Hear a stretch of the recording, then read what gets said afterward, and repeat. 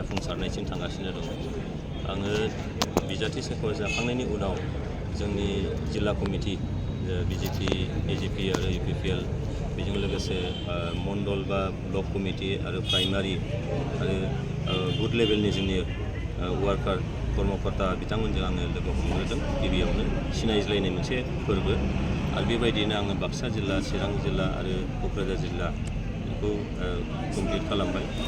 आङो मिजिं खालामदों जे फैबाय थानाय लकसभा बिसायख'थियाव एनडिएनि बिजाथि महरै एनडिए हिसाबै जोङो 70% बांसिन जौखोन्दो जों भट मोननो हागोन आरो बेबायदि क'क्राझार लकसभा सिटखौ जों मोजाङैनो देरहागोन। जिहेतु क'क्राझार लकसभा बेयाव जे बिपिएफनिफ्राय खामफाम बरगयारि आरो जिएसपिनिफ्राय नब कुमार सरन बिथाङाबो इलेक्सन गेलेनायनि खोथा माबायदि जुजिगोन? आङो बुंखाबायानो जे जोङो गुबुन दोलोनि खोथाखौ आं बुंनो थाङा। बेयाव राजनितिक पार्टि हिसाबै सोरबाया केन्डिडेट होगोन बेथ' स्वाभाबिक। नाथाय जों एनडिए हिसाबै भटार्स जेरै बाथ्राखौ जुदि जों नायोबा भटनि बाथ्राखौ नायोबा जों 70%नि बारा जौखोन्दो जों भट मोननानै जोङो देरहागोन बे खिन्थु रोखा। थांनाय 10 बोसोरा जे नब कुमार सरननि आखायाव थांबाय जे क'क्राझार लकसभा सिटआ बे खेबाव उद्धार खालामनो हागोन नामा? दिनै एनडिए हिसाबै जों दङ आरो एनडिए हिसाबै जोंनि एजेन्डाया जाहैबाय जे नरेन्द्र मदि बिथांखौ भारतनि थामथि खेबनि थाखाय गाहाय मन्थ्रि बानायनांगौ आरो नैबे ओनसोलाव जोंहा दिनैहाय सान्थिया फैबाय, गोजोना फैबाय। बे गोजोनखौ जोंहा गोजोर खालामनांगौ आरो जौगानायखौ जोंहा लाबोनांगौ।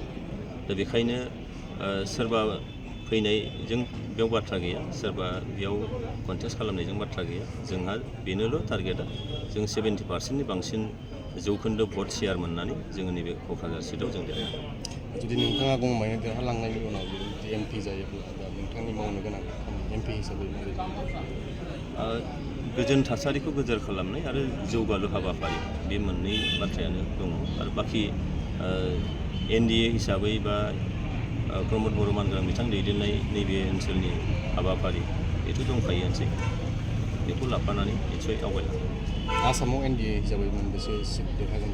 12टा सिटआ रोखा जानानै दङ। बिनिनो 14टा दङ। बे मोननै सिटखौबो उद्धार खालामनो थाखाय दिनैहाय जोंनि एनडिएनि दैदेनगिरिफ्रा नाजाबाय थादों। आङो मिजिं खालामदों आसामाव अपोजिसननि जिखिनि स्थिति, जिखिनि बिथांमोननि थाथाय बे निसय नैबे इलेक्सननि गेजेरजों मोनसे सिननिफ्राय गोमालांनाय बायदि निसय जागोन होननानै आं सानो। दरं आरो उदालगुरि समस्ति बिनि बेलायाव बियो इउपिपिएल दोलो हिसाबै बा एनडिए हिसाबै जोंहा शेयार खालामगोन।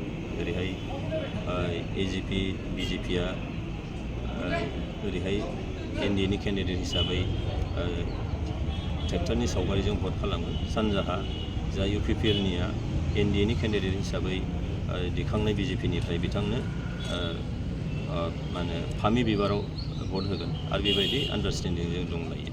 एनडिए हिसाबै बिसायख'थिनि प्रसार खालामनायनि थाखाय मा हाबाफारि?